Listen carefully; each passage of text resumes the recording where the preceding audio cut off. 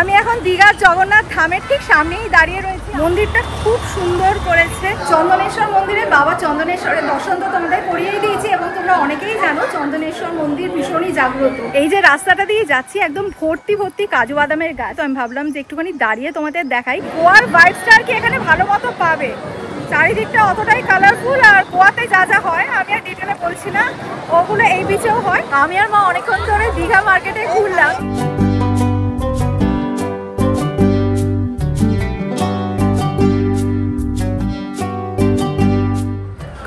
Everyone, welcome back to the channel. আমি শ্রাবন্তী। আশা করি তোমরা প্রত্যেকে খুব ভালো আছো, সুস্থ আছো। আমিও খুবই ভালো আছি।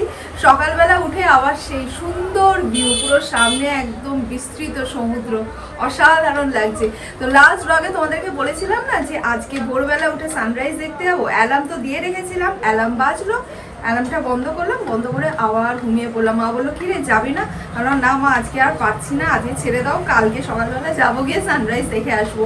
মানে প্রচণ্ড টায়ার্ড ছিলাম, যদিও 7টার সময় ঘুম থেকে উঠে পড়েছি, বাট ওই 5:30টার সময় ওঠার মতো আর ক্ষমতা ছিল না আর কি। তো একেবারে স্নান টান করে রেডি হয়ে নিয়েছি, যাবো এখন ব্রেকফাস্ট করতে। আর আমাদের হোটেলে ব্রেকফাস্টটা হচ্ছে কমপ্লিমেন্টারি। তো ব্রেকফাস্টে কী কী রয়েছে না রয়েছে সেগুলো ডেফিনেটলি তোমাদের সাথে শেয়ার করবো। তো ব্রেকফাস্ট করে আমি আর মা বেরোবো, অনেকগুলো জায়গায় ঘোরার প্ল্যান আছে। তো কী কী করছি না করছি জানার জন্য ব্লগটা চেক করতে থাকবো।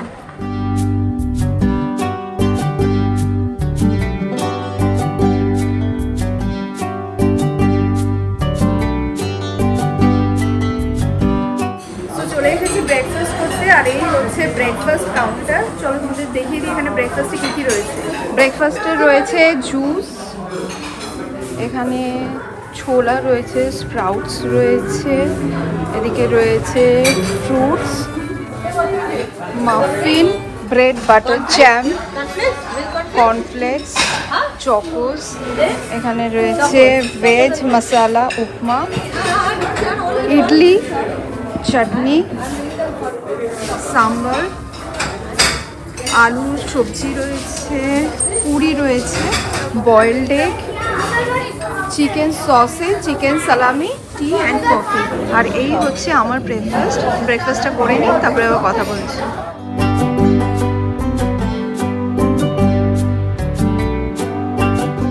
ব্রেকফাস্ট করে আমি আর মা বেরিয়ে পড়েছি। Hi, good morning. আচ্ছা, আমরা কোথায় যাচ্ছি সবার প্রথমে সেটা তোমাদের বলে দিই। আমরা আগে যাচ্ছি জগন্নাথ মন্দিরে। মানে জগন্নাথ মন্দির তো এখনো খোলেনি, মানে পুরীর মন্দিরের আদলে যে জগন্নাথ মন্দির দীঘাতে তৈরি হচ্ছে। তো কালকে স্টেশন থেকে অল্প একটুখানি দেখা গেছে, আজকে একদম সামনে থেকে দেখবো, তোমাদেরকেও দেখাবো। যদিও তোমরা অনেকে এসেছো, দেখেছো, অনেকে ভিডিওতে দেখেছো, বাট আজকে বাবা এখানে এত হর্ন দেবে অকারণে, মানে রাস্তা খালি কিন্তু হয় না, এক একজনের অভ্যেস বদ অভ্যেস থাকে ওই রকম। তো যাই হোক, যাচ্ছি জগন্নাথ মন্দিরে। জগন্নাথ মন্দিরে একটু সামনে থেকে দেখি, এর পরের বারে যখন আসবো তখন তো মন্দির খুলে যাবে, বাট আজকে একটুখানি ভালো করে দেখবো। আচ্ছা, তারপরে মন্দির থেকে আমরা আজকে যাব উদয়পুর বিচে। আরও কোথায় কোথায় যাচ্ছি একবারে এখন বলে দিচ্ছি না, ভিডিওটা দেখতে থাকো। আর কীরকম গরম যদি জিজ্ঞেস করো, বেয়ারেবল গরম, সেই আনবেয়ারেবল গরমটা নেই এখনো পর্যন্ত। ঠিক আছে, ভেবেছিলাম দীঘাতে গিয়ে দিনের বেলা আদৌ ঘুরতে পারবো, যা রোদ গরম, বাট না, ঠিকই আছে।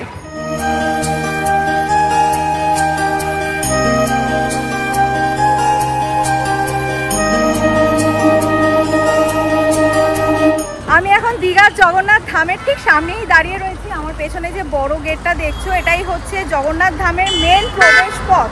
এই গেটটার ভেতর দিয়েই ঢুকতে হবে।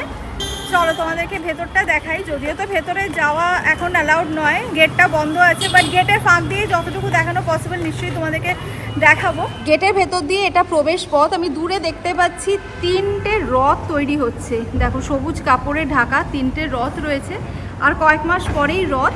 আর সেই রথের প্রস্তুতি কিন্তু শুরু হয়ে গেছে এই জগন্নাথ ধামে। জগন্নাথ দেবের যে মূল মন্দির সেটাই বাদিক দিয়ে প্রবেশ করতে হবে। মন্দিরটা খুব সুন্দর করেছে। ওই পাশটা আমি তোমাদেরকে দেখাই, যেখানে জগন্নাথ দেবের মন্দিরের চূড়াটা দেখা যাচ্ছে। খুব নিট অ্যান্ড ক্লিন, আর বেশ অনেকটা জায়গা নিয়ে মন্দিরটা করেছে, অনেকটা জায়গা। আর একদম দীঘা স্টেশনের পাশেই করেছে মন্দিরটা। এই হচ্ছে দীঘার জগন্নাথ মন্দির, একদম পুরীর জগন্নাথ মন্দিরের আদলে তৈরি করেছে। মন্দিরটা খুব সুন্দর করেছে। দীঘায় যারা যারা বেড়াতে আসছে প্রত্যেকে বাইরে থেকে এই জগন্নাথ ধাম দর্শন করে যাচ্ছে। বাট আর কিন্তু খুব বেশি দিনের অপেক্ষা না, 30 এপ্রিল দীঘার এই জগন্নাথ ধাম খুলে যাবে, তখন আমরা প্রত্যেকে এসে পুজো দিতে পারবো।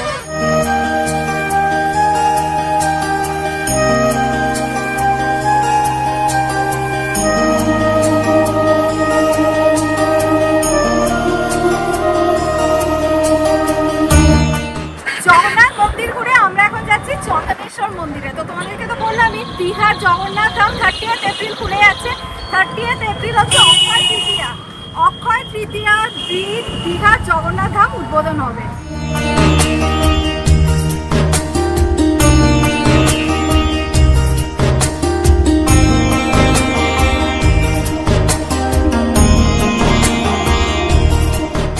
এই যে বোর্ডটা দেখলে আমরা কিন্তু ওয়েস্ট বেঙ্গল ক্রস করে চলে এলাম। এবার আমরা উড়িষ্যায় ঢুকে গেছি। এখন আমরা বালাসোরের ওপর দিয়ে যাচ্ছি। চন্দনেশ্বর মন্দির তো উড়িষ্যায় সবাই জানো। চলো ওয়েস্ট বেঙ্গল থেকে এবার উড়িষ্যার দিকে যাই।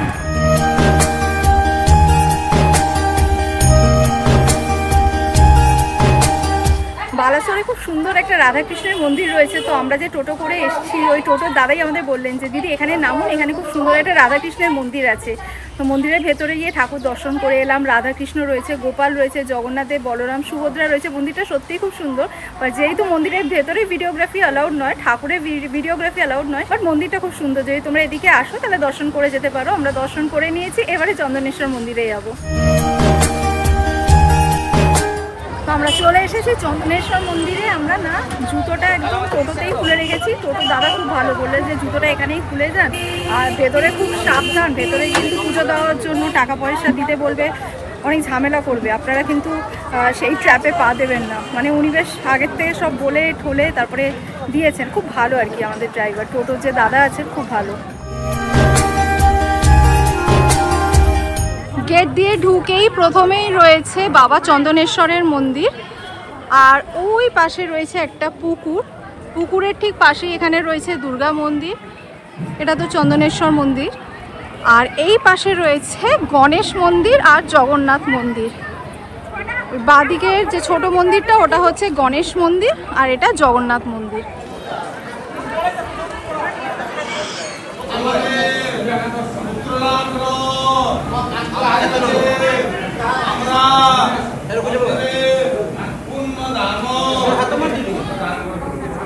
চন্দনেশ্বর মন্দিরে খুব ভালো দর্শন হয়েছে বাবার, এবং ভিডিওর মাধ্যমে আমিও তোমাদের সামনে তুলে ধরার চেষ্টা করেছি যাতে তোমরাও দর্শন করে নিতে পারো। এবার মন্দিরে ঢোকার সময় কি হলো, ওখানে কয়েকজন বসে আছে, বলছে পুজো দেবেন না দর্শন করবেন। পুজো দিলে একটা অ্যামাউন্ট বলছে, দর্শন করলে 50 টাকা বলছে। 50 টাকা দিন তাহলে দর্শন করতে পারবেন। মানে আমি জীবনে শুনিনি যে কোনো মন্দিরে দর্শন করার জন্য টাকা দিতে হয়। আমি অবাক হয়ে গেছিলাম, কিন্তু অনেকে দেখলাম ওইসব পাত্তা না দিয়ে ঢুকে যাচ্ছে। মানে তোমরা যদি এখানে আসো, যদি এরকম ট্র্যাপে পড়ো যে পুজো দেওয়ার জন্য টাকা, দর্শন করার জন্য টাকা, এই ট্র্যাপে একদমই পা দিও না। মন্দিরের ভেতরে ঢুকে নিজেই পুজো দিতে পারবে। চন্দনেশ্বর মন্দিরে বাবা চন্দনেশ্বরের দর্শন তো তোমাদের করিয়েই দিয়েছি, এবং তোমরা অনেকেই জানো চন্দনেশ্বর মন্দির ভীষণই জাগ্রত। তো মহাদেবের পাশাপাশি এখানে গণেশ মন্দির রয়েছে, দুর্গা মন্দির রয়েছে, রাধাকৃষ্ণের মন্দির রয়েছে, আর রয়েছে জগন্নাথ দেব, বলরাম আর সুভদ্রার মন্দির। তো জগন্নাথ দেব, বলরাম আর সুভদ্রাকে আমি দর্শন করে নিয়েছি, তোমাদের সাথেও শেয়ার করে দিয়েছি। চল এবার রওনা দিই।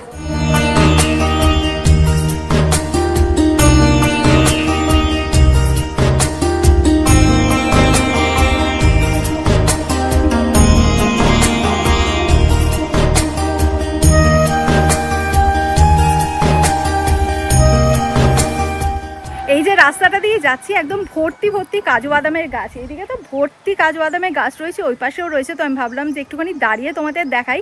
প্রত্যেকটা গাছে একদম ভর্তি ভর্তি কাজু বাদামের ফুল ধরে রয়েছে, মানে বলতে পারো একদম ঠাসাই করা ফুল। মোটামুটি আর 1 মাসের মধ্যে আর কি কাজু বাদাম ধরে যাবে। তো আমি ভাবলাম তোমাদেরকে ক্লোজ আপে একবার দেখিয়ে দিই। আমার মনে হচ্ছে 1 মাস পরে আসলেই ভালো হতো। 1 মাস পরে তো কাজু বাদামগুলো ধরে যাবে, সেইটা মানে গাছে কাজু বাদাম ধরার ফিলটাই আলাদা, তাই না? দেখো কাজুর ফুল ধরে রয়েছে, পুরো একদম গাছ ভর্তি ফুল এসছে।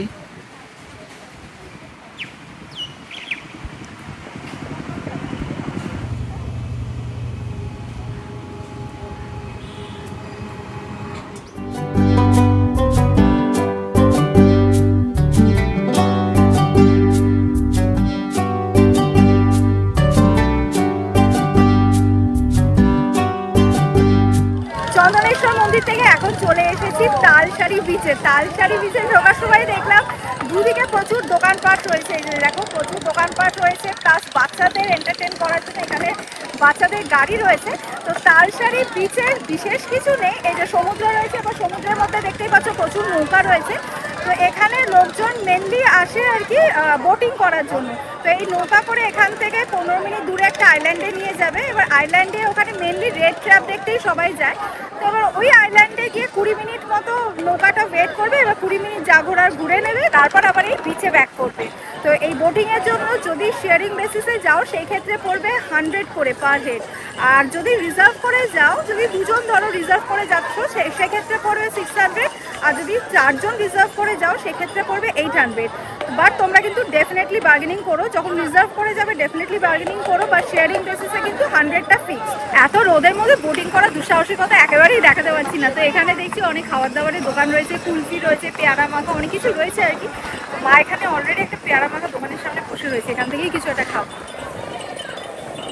মা এখানে পেয়ারা মাখা খাচ্ছে, খাও মা কিরকম মেখেছে দেখো। তুমি খাও তারপরে আমি খাচ্ছি। হ্যাঁ হ্যাঁ নিচ্ছি। ভালো করেছে,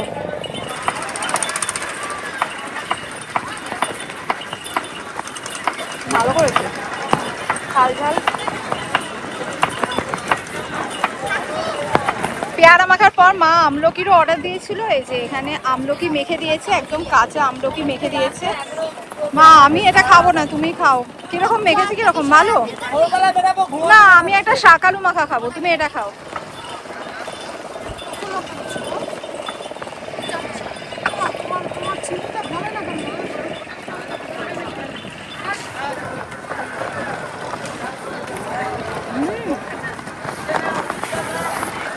টক মিষ্টি দারুণ লেগেছে। আমলকি মাখাটা খাও না করছিলাম, তো মা বলছিল দেখ দেখ একটা টেস্ট করে দেখ, খুব ভালো হয়েছে, সত্যি খুব ভালো হয়েছে। দাদা আমাকে একটা শাকালুও মেখে দেবেন। এখন বাজে পাক্কা 2:30টা। 10টার সময় হোটেল থেকে বেরিয়েছিলাম, 9:30টায় ব্রেকফাস্ট করেছিলাম, এখন খিদে খিদে পাচ্ছিল। তো একটার পর একটা পেয়ারা মাখা, আমলকি মাখা, আর এখন শাকালু মাখা। ফলাহার করে আমি আর মা এখন যাচ্ছি কুলফি খেতে।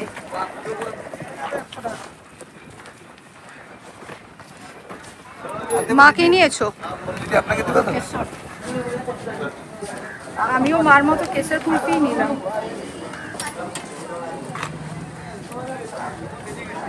কত করে গো? 50 টাকা পিস, বাট ভালো খেতে। আচ্ছা আরেকটা কথা তোমাদের বলে দিই, এই যে বাইকগুলো দেখছো বোটিং এর পাশাপাশি এখানে বাইক রাইডও হয়। তো এখান থেকে বাইকে করে নিয়ে যাবে, গিয়ে রেড ক্র্যাব তো দেখাবে, তার পাশাপাশি মোহনাটাও দেখাবে। বোটে করে মোহনা দেখাবে না, বাট বাইক রাইডে ওরা মোহনা দেখাবে, প্লাস ওখানে কিছুক্ষণ দাঁড়াবে, তোমরা ফটো তুলতে চাইলে ফটোও তুলতে পারবে। তো পার বাইকের জন্য 100 রুপিস করে ওরা চার্জ করছে। তালসারি বিচ থেকে এখন আমরা যাব উদয়পুর বিচে। বাট উদয়পুর বিচে যাওয়ার আগে এই যে টোটোর দাদার কথা তোমাদের বলছিলাম, দাদা কিন্তু ভীষণ ভদ্র, ভীষণ হেল্পফুল। তোমরা যদি দীঘা আসো তাহলে দাদাকে কন্ট্যাক্ট করে দাদা টোটো করে ঘুরতে পারো। আমি দাদার নাম আর ফোন নাম্বারটা এখানে স্ক্রিনের মধ্যে শেয়ার করে দিচ্ছি। দাদা আপনার নাম আর ফোন নাম্বারটা বলে দিন। আমার নাম পবন জানা, ফোন নাম্বার হচ্ছে 7319020752।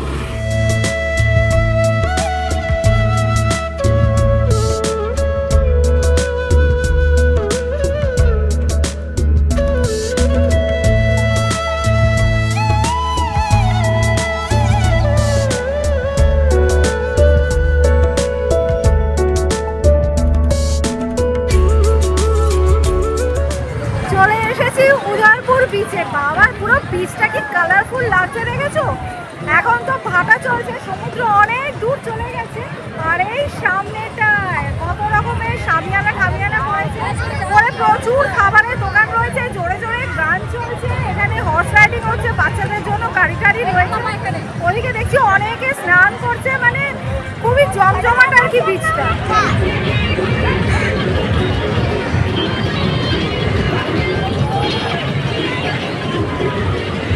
এখানেও বাইক রাইড হয়।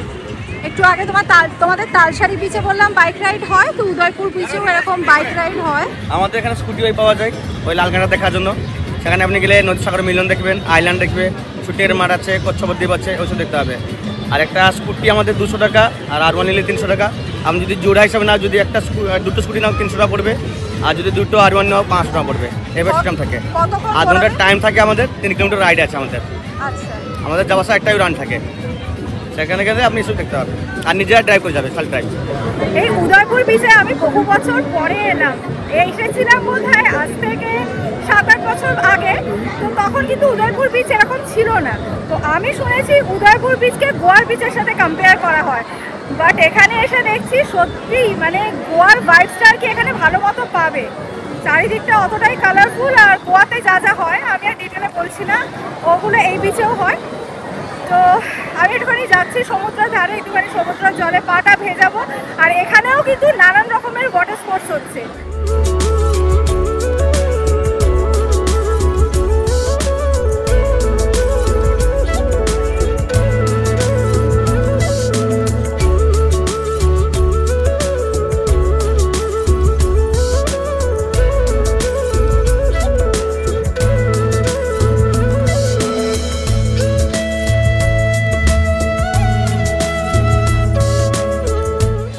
অনেকক্ষণ এখানে ঘোরাঘুরি করলাম, আর এখানে এত জোরে জোরে গান চলছে। এখন এখানে দাঁড়িয়ে তোমাদের সাথে বেশিক্ষণ যদি কথা বলি, ভিডিওতে তো সাথে সাথে কপিরাইট করে যাবে। তাই এখানে বেশ কিছুটা সময় কাটালাম। চলো এবার এখান থেকেও রওনা দিই।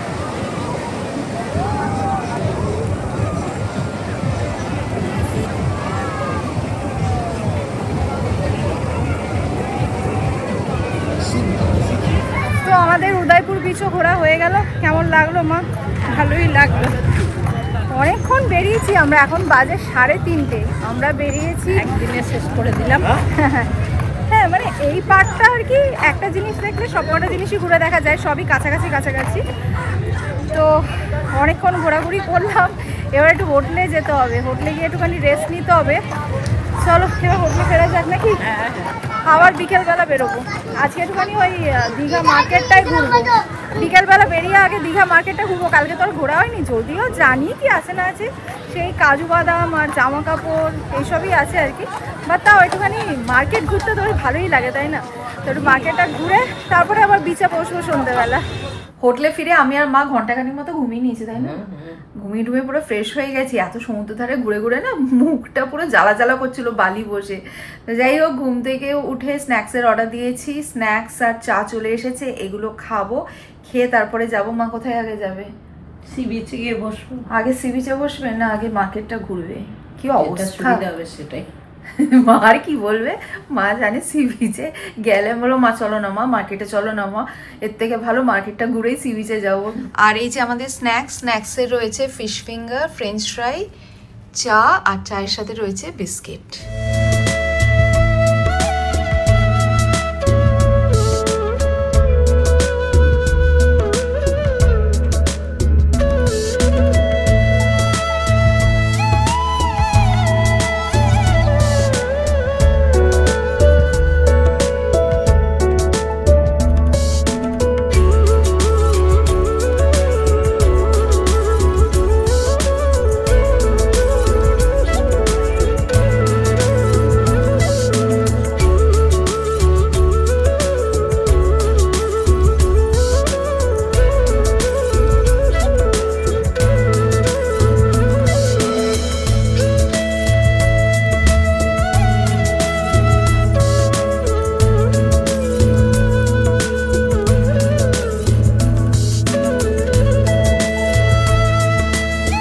আমি আর মা অনেকক্ষণ ধরে দীঘা মার্কেটে ঘুরলাম। এবার যাই দেখছি মনে হচ্ছে সবই তো বাড়িতে আছে।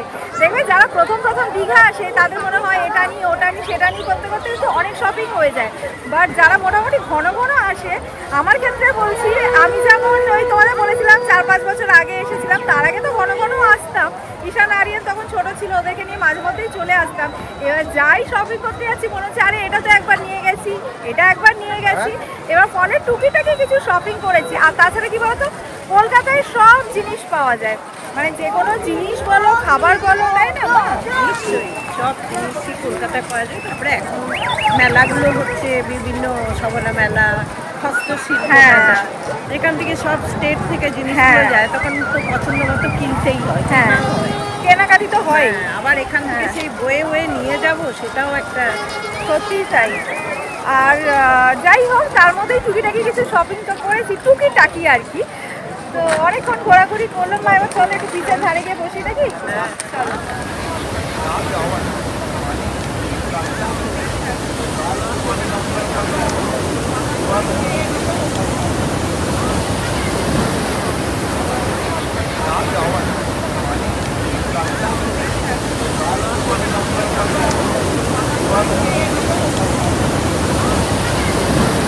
দীঘাতে এখন 12 মাসই ভিড়। ভেবেছিলাম আজকে মনে হয় একটু ভিড়টা কম হবে, আজকে অনেকে চলে যাবে, বাট না, কালকের থেকেও বেশি ভিড় আছে। অনেকে তো বোল্ডারের উপরে বসে আছে, মানে বাঁধানো যে জায়গাটা, এটা তো ফুল না। আমি আর মা কোনো রকম একটু সরিয়ে সরিয়ে বসতে পেরেছি। বোল্ডারের উপরে প্রচুর লোকজন বসে আছে। তো এবারে দীঘাতে এসে দেখছি যে পেছনে মানে এখানে এসে আর কি পিৎজা দিয়ে যাচ্ছে, মেনু কার্ড নিয়ে এসছে সাথে, যে যেটা অর্ডার দিচ্ছে এখানে এসেই একেবারে ডেলিভারি দিয়ে যাচ্ছে। এটা বেশ ভালো লাগলো, মানে সমুদ্র ধারে বসে আছি, কোথাও যেতে হচ্ছে না, ওরকম পিৎজার দোকান থেকে আসছে, ডিরেক্টলি অর্ডার দিয়ে দিচ্ছি, ওরা এনে একদম হাতে হাতে দিয়ে দিচ্ছে। এটা বেশ ভালো লাগলো।